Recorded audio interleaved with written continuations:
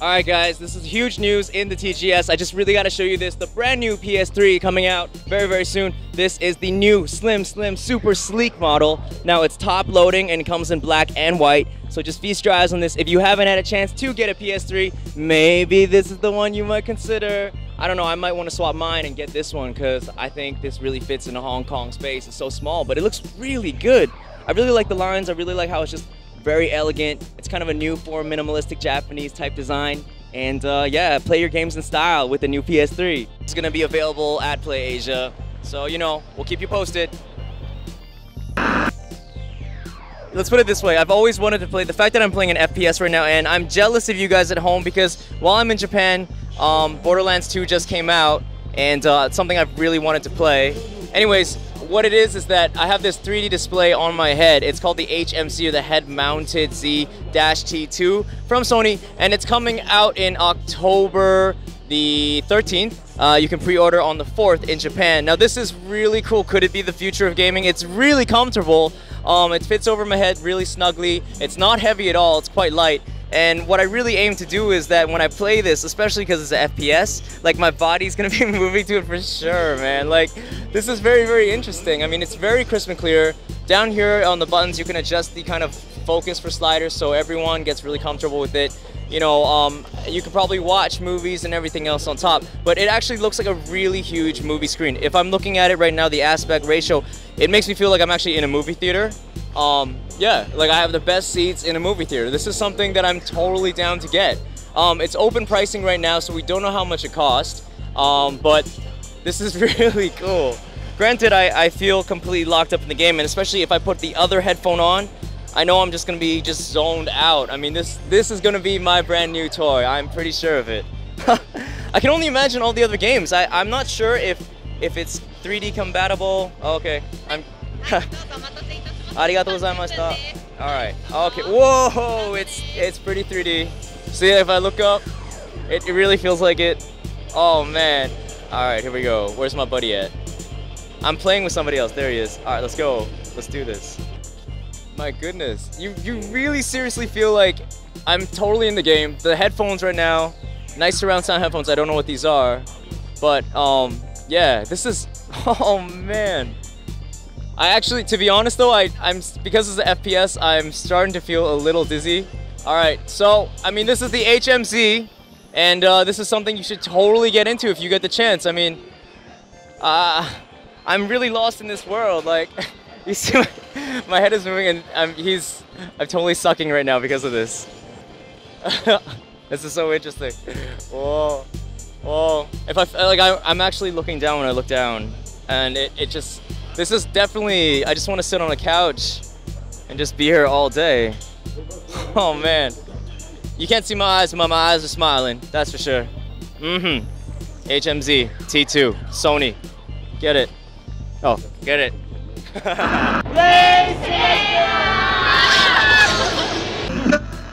Alright, now since I'm at the Capcom area, of course I'm gonna mention Resident Evil 6, but this game is coming out real soon, October the 4th in Japan, and I think it's a worldwide release. I may be wrong, okay? But regardless, I just want to show you guys something really cool. Behind me are some costumes from the actual movie that just came out. You see Jill, that's really cool, very sexy. Ada Wong, everybody loves Ada. And then of course we have Alice, but you know, I like these two a lot more.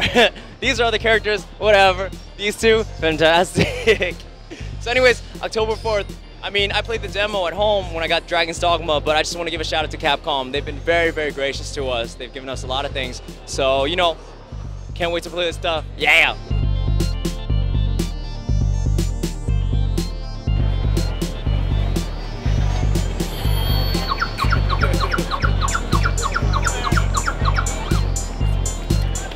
A while back, we said there was Kingdom Hearts HD collection, and you know, a lot of people on our Play Select was like, oh, it doesn't exist, it's just a rumor. Well, guess what? It does. And we're actually here, standing really far away, trying to get footage, because Square Enix is not letting us take a video. It's kind of funny because we're standing on the magical boundary right now, where their staff cannot cross. You check it out. We kept on walking them backwards and backwards until we found the right spot. So, there you have it. But there you go, Kingdom Hearts. It exists, it's coming out. Kingdom Hearts, I'll say it again. We said it, we got it right. Alright guys, right now in the Tokyo Game Show, we bumped into Cheapy D of the famous Cheap Ass Gamer. Now, if you don't know or have not heard of him, this guy is famous for his podcast, his website, and pretty much his love for video games. And honestly, it's an honor for me to bump into you and meet you here for my first show. I'm blushing. Well, we found out earlier from New York, and we're both from New York. I know, from Queens. Yeah, so two guys from Queens at TGS. And you know, that's what video games are. They really bring people together, I think, without the trash talk. Sweaty people, usually, in this building. Usually. For those who don't know, okay. Just a quick introduction actually about your podcast. And that itself is actually really fascinating, the whole podcast thing. Sure, so we've been doing the podcast. The website, Cheap Ass Gamer, will be 10 years old next year. The podcast was in 2005, so that's 7 years old. So we've been doing that for a long time. It's probably one of the longest running video game podcasts. Yeah. Mostly because other people change jobs and they wind up, going to other gaming companies and whatnot. But you just been doing. I've just been doing the same thing over and over. Right. On your card with your portrait on it. That's right. So we do the CADcast is our podcast, and it's pretty lighthearted. We just talk about video games. We don't. It's, people who listen to it say it's like three friends just chatting about video games, not trying to be like too serious. Yeah. A lot of fart jokes and a lot of real highbrow humor like that. Of course. Sophistication from Queen, Yes. So a lot of fart jokes and never poo jokes. And a lot of poo jokes. A lot of poo stories about, potential accidents that I may or may not have had throughout my existence in Tokyo. And you've been in Tokyo for about, I guess, also 7 years, right? Since the inception of the podcast. Yeah, we started the podcast in August 2005, and then I left the country in October of 2005. Well, what happened then? I mean, like, you started and you're like, you know what? It's like, I need to go to the mecca of video games. No, not that at all. Like, I'm into video games, but I'm not like super into like Japanese. And I like Japanese culture, but I like Japanese video games too. But I wasn't super hardcore. Like, this is my dream to move to Japan someday. But that's not me at all. And that's nothing wrong with people who are like that, but that's just not me. I met a Japanese woman that I met in New York, and we got married and we lived in New York for a while. And she has a real job. She doesn't run a video game website. She's a lawyer. And for her, she can get a much better job in Japan. Yeah. Like, just the job opportunities are infinitely better. And at the same time, Cheap Ass Gamer was getting more and more popular. It was making money. And I had a real job at the time. And I was like making 2 incomes, and I was starting to make more money from Cheap Ass Gamer than the real job. And then it was just an opportunity for me to quit the real job. What was the real job? I worked for a nonprofit in New York. Really? Yeah. Like NGO? Yes. Oh, yes. wow. So it was a big nonprofit. It was called the Population Council. I mean, it's still around, it's still very big. Okay.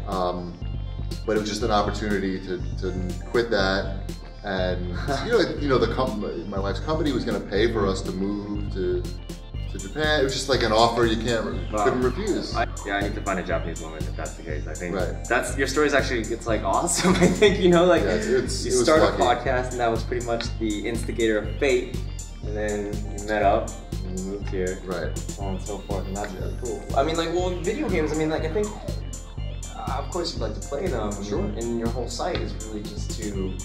Please explain to the people what the site is. So, for the younger kids who don't know. So, Cheap Ass Gamer, we tell you where to buy video games that are on sale, because you don't always want to buy a game at full price. A game that's been around for a while tends to be cheaper, and you can, stores have sales. PlayAsia has sales quite frequently, and we certainly post about those as well.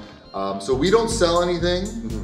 But we will tell you who is selling everything for the best price. Wow, how do you actually search for that? You just have some system, obviously. So back in the day when I first started, it was just me, right? And there was nobody on the site. It's a sale here. Right. So I would go to a website. I would go to like EB Games was like a big one. Now they got bought by GameStop. EB was Canada, wasn't it? No, they were in America. EB still survived in Canada. The brand is still around in Canada, but they folded into GameStop in America. Okay. So I would go to like EB Games. I would just search. I would, search for the games by lowest price, and you'd have like this huge list of games. And of course, some of the games, just because it was cheap, it would be cheap everywhere. So that's not necessarily a deal. You'd have to know where that game would actually be considered a sale. Sure.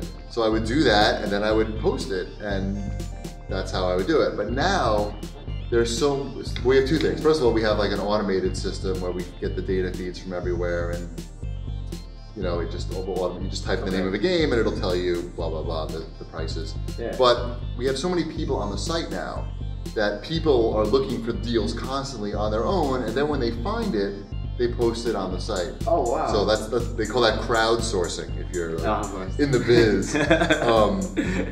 But so now it's at the point where even though we have this automated system that searches every couple times a day, people, when you have thousands of people, they're faster than any automated system. So they post the deals, and even when like retailers send me the deals, I find that someone else has already posted it. They had just come across it themselves. That fast. And then they're yelling at me because I've reposted a deal on my own site.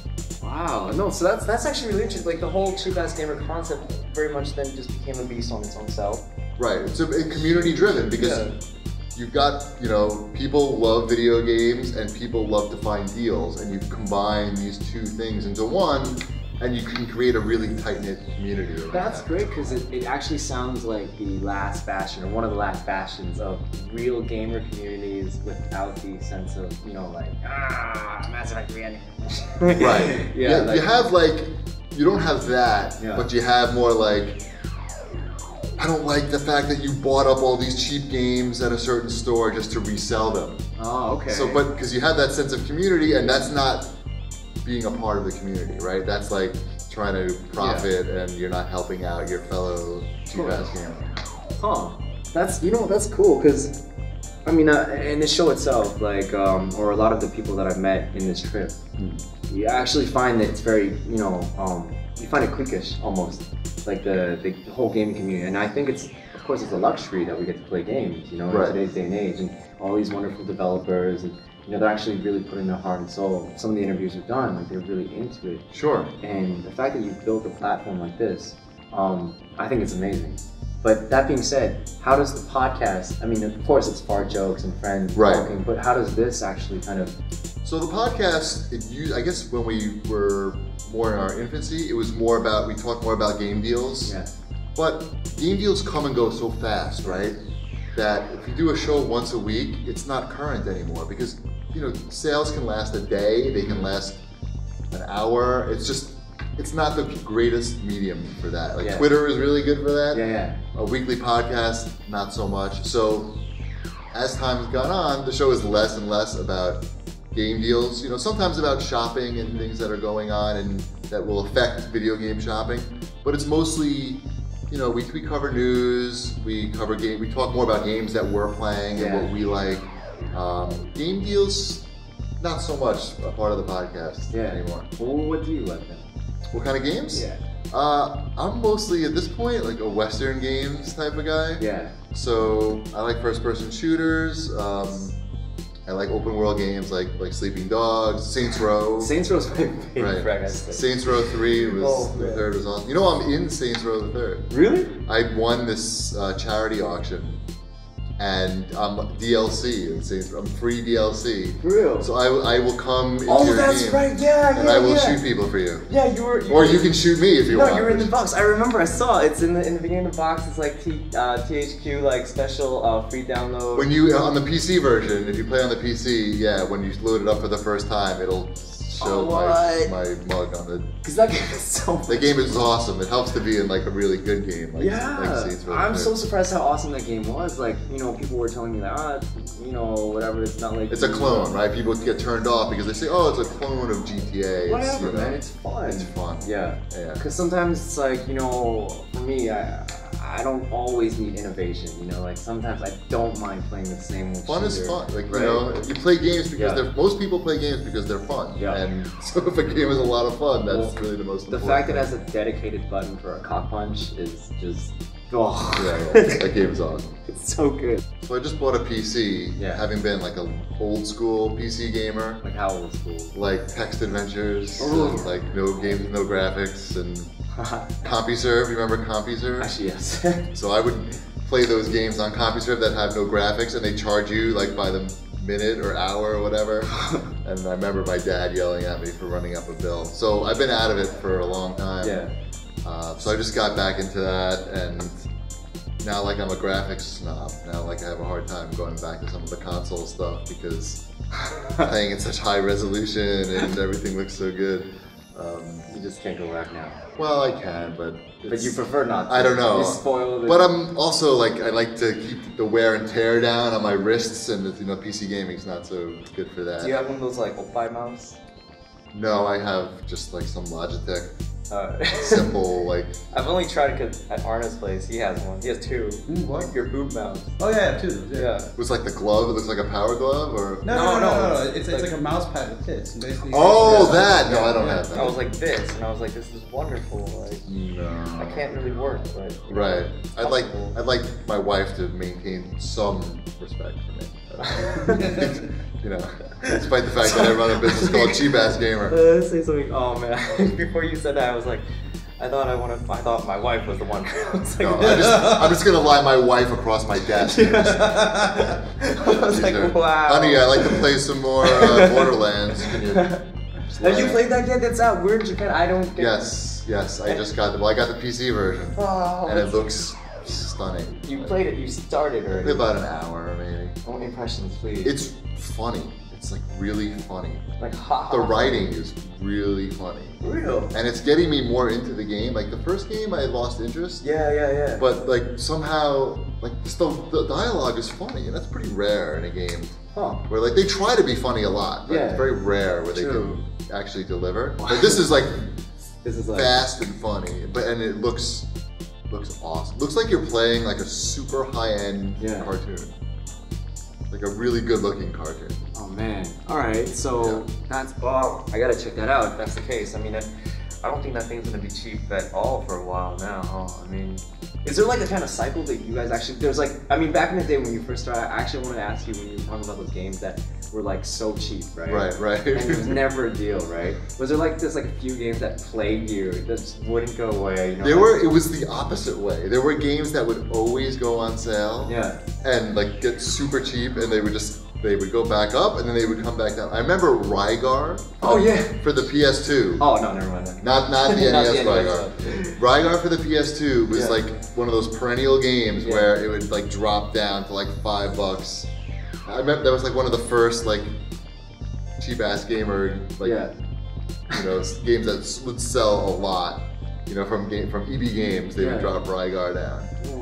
But Nintendo games generally do not, like first party Nintendo games generally don't have like those universal price drops where they're just like $30 everywhere. Like eventually they'll get to like that, whatever, like the Nintendo Play Select, or whatever, Play Select, that Play Select, what do they call their like greatest hits line? You know, like Sony had greatest hits and Player's Choice. Yes. Player's Choice. So usually you don't see a sale until like Player's Choice comes out. Has anyone tried to sell like, you know, Link's Crossbow Adventures or like? Maybe those games, those don't count as much, but like, like the Mario games. Yeah. Oh, okay. Generally speaking, but every game gets cheaper. Yeah. You just gotta wait it out. Just wait it out. And some games more so than others. Like some publishers more so than others. Well, we saw a game at Super Potato the other day, and it looked kind of cheap. I remember on the price, it was like 3,780 yen, I think. Something around that, and it was called like the Third World War. Okay. And it's, well, why I say this because it's pretty crazy. It's a picture, the cover of the game is a picture of Bill Clinton shaking hands with Saddam Hussein. And you know, there's like flag fanfare everywhere. And they're like totally buddy, but like this. That sounds like there wouldn't be any World War. So it seems like there's not much of a game. Like. Right, just shaking hands. So okay, back to Cheap Ass Gamer. I mean, things are going, I guess, pretty well. It seems like, you know, you have your games. Crowdsourcing thing going on. Where people are yeah. actually really doing community, and your podcast is doing well for 7 years now. 8. And then I saw some YouTube videos as well that you've been starting or doing for a while too, like the PS Vita like unboxing as well. Which is I've been doing, yeah, those are just like silly like videos. So like there's videos of me like on my toilet, like my Japanese ass washing toilet. Have you experienced that since you've been here? Yes. Yeah. Do you have those in Hong Kong? I have it in Hong Kong and I have it in my hotel room right now. Yeah, those are awesome. Once you get used to those ass washing toilets, you can't live without it, right? No. You feel like a savage. Yeah. Like when I go to America, I never feel clean.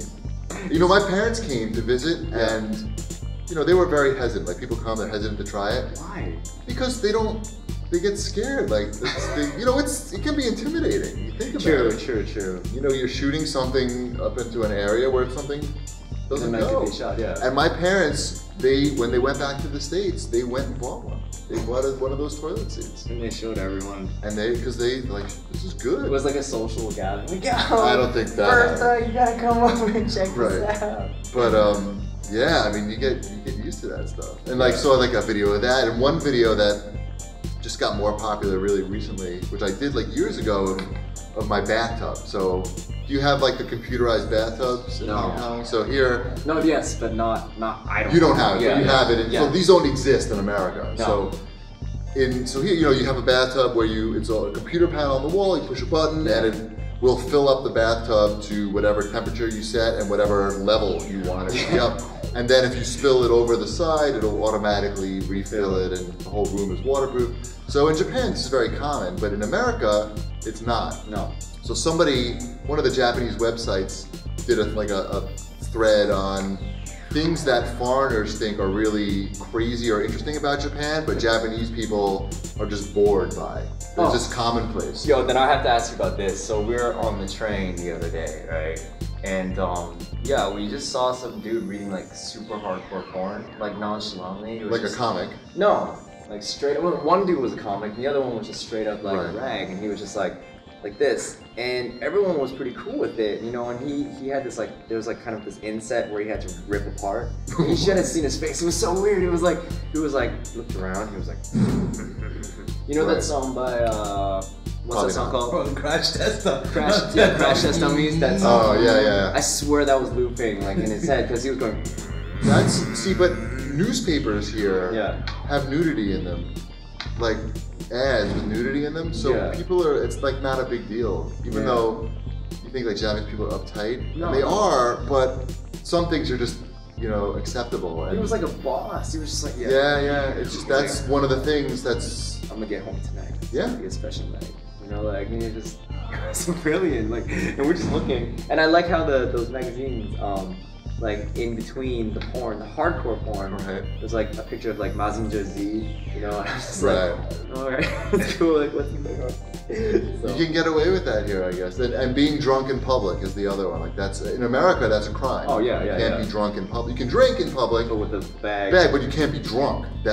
And here you just see people like passed out on the street. Hong Kong too.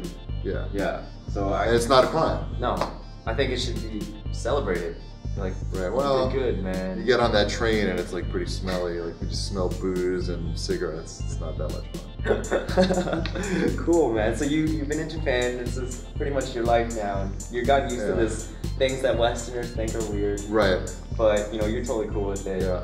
So if some dude's reading hardcore porn next to you, you're like, well, no. He's not even 5 yet, so. Oh, please. Oh, someone next to me? You say someone next to me or my son? I thought you said my son. No. I'm like, oh, is my son? My son Why was would I say that? I don't know. Maybe you didn't thought like I had an older kid, or maybe you're just really weird. I don't know. Well, I'm weird, but I wouldn't say that regardless. Right, yeah, I mean, I've seen a kid, like a junior high school kid masturbating on the train. Okay. And that's not acceptable. No, that's not acceptable. Didn't want to make clear. But you know what? Nobody like said anything to him. Yeah. They just look away. They just look away, or? Yeah, they just don't look at him. They just, I mean, I moved to the side of a train car. But yeah, Japanese people just like, you know, they don't make eye contact, they don't say anything. If you're in New York and you're doing that. Yeah, we saw that recently on like YouTube, like videos that are happening. Yeah, and people, what do people do? They scream at you. Right. Pictures everyone with the wrong with you, man. Like, here, they're just, it's like not even happening. Oh, I should try it. I mean, yeah. All right, I will take that tidbit of wisdom. Yes. So thank you so much Yeah. Cheapy D. You're welcome. It was a pleasure to meet you. Yeah, nice to meet you Fellow too. New Yorker. And, you know, like, guys, look up his stuff. All the good deals to tell you where the stuff is at, except for, I don't know, maybe Rygar's still around. I don't know. But, Rygar's probably really cheap now. I don't know. 50 cents. Hidden in a dirt pile with ET or something. But that being said, this guy, he's been in Japan, he's totally acclimated, he knows what's up, he knows what not to do, what to do, what you can do, and people will not look at you. And definitely someone to look out for and listen to his podcast. And where can we find your stuff very easily? Just go to cheapassgamer.com or search CAGcast on iTunes. That's right. Alright guys, this is day 2 of the TGS. Now, I'm actually really happy about today because we really got to cover a lot of stuff. You know, in the beginning I said I was pretty much gonna just really focus on a lot of games, but it was a very fun day. As you can see, a lot of weird things happen. I never expected to come to Japan to touch someone in the simulated ball sack. You know, it's kind of interesting. And, you know, I hope Play Asia doesn't regret sending us here because we were pretty much wrecking havoc all around the place. Everyone was like well behaved and staying in line and whatever. We're just like, get out of the way. Oh, I'm gonna sit on stage. Oh, I'm just gonna barge on in. We're making so much guerrilla video, so I hope you guys really enjoy it. We're putting our jobs on the line for you guys. Nah, man, it's all good. People here in Tokyo are really, really cool, especially at the TGS. And we're gonna have day 3 tomorrow, which is the public day. And public day is gonna have a lot of cosplay, just a lot of people. I heard that it's gonna be absolutely nuts. So hopefully we get a chance to capture that nuttiness. Oh, God, I keep on thinking about nuts since I touched a guy already. Anyways, this has been a great time for me. And thank you for watching another episode of Play Select Goes to Tokyo. My name is Gold Mountain. Peace outside. Os.